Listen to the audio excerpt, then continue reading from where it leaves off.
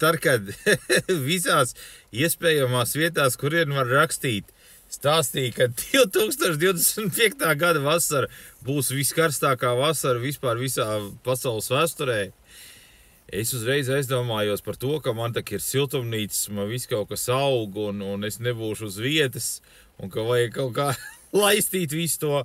Un es davai ieguldīju naudu pašreiz iekšā visos automātiskajos laistītājos.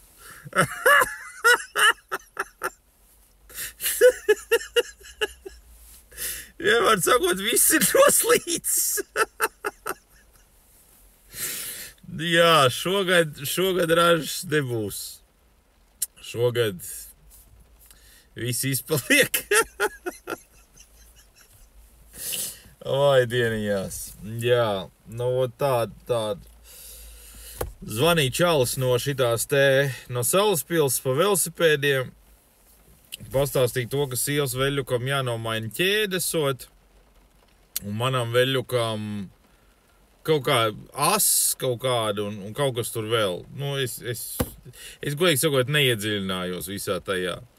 Un es domāju, ka būs vairāk, bet izrādās nē, viss kārtībā.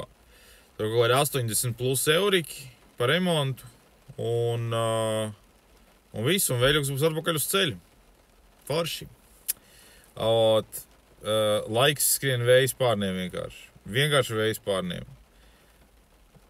Rīt ir diena, kad viss, es dodos atvaļinājumā.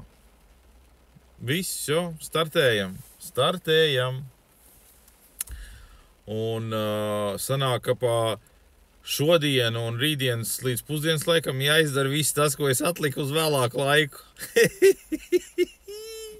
Tur ir 2 reizes vairāk nekā es esmu izdarījis. Oi, labi, jau kaut kas pastrādāt ir. Labi. Visiem jautru un smaidīgu šo drūmo dienu. Dai.